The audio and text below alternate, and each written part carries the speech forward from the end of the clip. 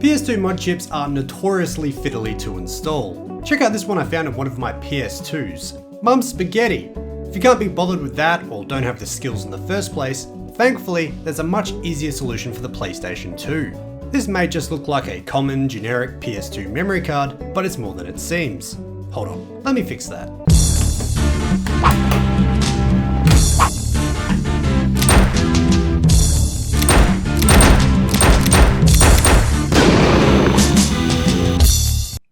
Hey, there we go. This is a memory card that's been exploited with the free McBoot mod, usually abbreviated to FMCB. Simply plugging this into your PS2 will enable other regions and backups of PS2 games to play. As a bonus, it also supports the emulation of older, retro consoles. It will even work in slot 2. And if you wish for your console to no longer be modded, all you need to do is remove the memory card. Just like that, the console is back to its stock state. While you can easily exploit a memory card yourself, it's even easier to buy an already exploited memory card on marketplaces like eBay and Amazon for under $20. I was feeling extra lazy in this instance, so this is exactly what I did. Mine came with the latest version as of uploading this video, version 1.966. Originating in 2008 after key discoveries about the PS2 by the hacking scene, Free McBoot has morphed into a multi-tool that is capable of running all sorts of apps. The card I bought came preloaded with a range of goodies, all reasonably up to date. There's a daily build of OPL that's dated November 2021, for example. Let's start with the biggin, playing burnt PS2 games. All legal backups, of course. Burning an ethically sourced ISO to a DVD-R is trivial. But keep in mind that the ISO needs to be patched to work with an application called ESR. To achieve this, there's a companion app for Windows called ESR Disk Patcher. All you need to do is simply launch the program, select an ISO to be patched, and that's it. Quick and easy.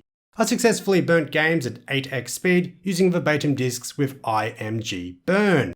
Or is that IMG burn? Anyway.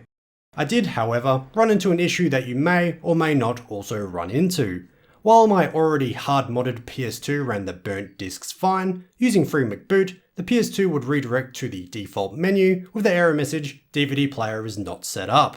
Now, I'm not sure of the exact reason for this error. Research only leads to recommendations to reinstall Free McBoot on the memory card. By following through with my attitude to use this mod with as little effort as possible, I thankfully found somewhat of a solution. Instead, launch the app called Simple Media System. Once this is loaded, insert the disc. It will have a bit of a think and then show the directory of the disk. It appears nothing has happened, but SMS has apparently written some sort of file to the system. This will now allow the game to be played through apps like ESR. The only caveat is that it will only last as long as the console is powered on or in sleep mode. If you pull power, you'll have to go through the process again. Keep in mind that this is not an overly common issue, however. It's just one that I happen to encounter, so I thought it would be prudent to share. Backups on DVD play like any retail release, but you can also run PS2 games off a flash drive. Be mindful though, this is not the great option it may first seem. While PlayStations do have USB ports, which feel modern, they are USB ports running off 1.1 protocols, so not so modern. 1.1 dates back to 1998, so while your drive will physically fit and is compatible, the speed it runs at is hampered to the year you dropped illicit substances at a Jamiroquai concert. Regardless of what you refuse to acknowledge, most games are somewhat playable. There is slowdown and media-like cutscenes will skip all over the place, but in my limited testing, the gameplay was doable. Just don't expect the world.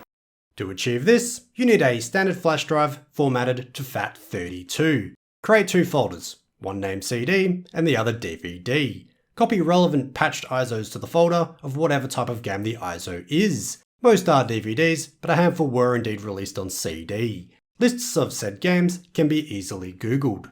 I used OPL to launch off flash drives. The only gotcha is that you need to set it to show the USB's directory by default. Otherwise, you just get a blank screen. Head to the settings menu and you can set it so USB is the default device. From there, simply select the game and enjoy the cutscenes in all their 1.1 glory.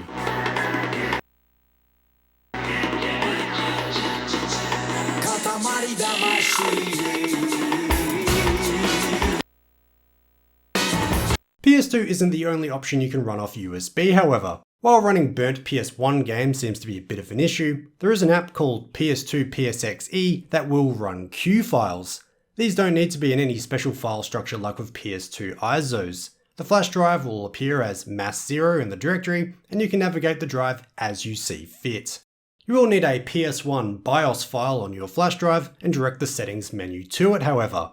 And no, don't you dare ask me where to download it from. If you're capable of navigating to and watching a YouTube video, then that's totally in your realm of skills. The only other setting to configure is in the audio menu. Select Emulate Sound for emulated sounds, although this is kind of dodgy. Better than no sound, don't get me wrong, but it's a bit off and random. Emulation goes beyond the PlayStation family of consoles, however, with systems like the SNES, Genesis, Game Boy Advance, and even the Vectrex being compatible. Like PS2 game files, these don't need to be in any specific file structure on the flash drive. While functional, I wouldn't be ditching your RetroPie or Mister anytime soon. In a word, everything ran a bit slowly. The audio was the most notable issue in just about everything I tested. It's cool you can run consoles on something like a PS2, don't get me wrong, but with modern options available, it falls a bit short. And plus, I couldn't even run the GBA video version of Shrek. I mean seriously, if I can't even run a highly compressed version of Shrek on GBA via emulation on the PS2, what's even the point? Disappointing versions of childhood nostalgic movies aside, Free McBoot is capable of a lot more than what I will cover in this video. For example, you can run files over the network if you have an Ethernet adapter. But more interesting to me, since I despise setting up anything network related, files can also be accessed through a hard drive much quicker than USB. Obviously, this isn't compatible with the slim version of PS2, but if you own a fat model with a hard drive bay, get on it! I know I will. The hard drive bay is something I've been wanting to utilize for years, so I might just take the plunge on a cheap generic SATA compatible adapter in a future video. Who knows, Vectrex ROMs might even run at the correct speed. Stay tuned. Before I finish up the video, it should be noted that this won't work on all versions of the PS2. It does run on the majority, but I will link an extensive list of the revision's compatibility in the description. In a word, Free McBoot is an affordable, easy, and convenient way to mod a PS2. And really, that's all the outro I have. There's not much else to say. So, thank you for watching, and I'll catch you in the next one.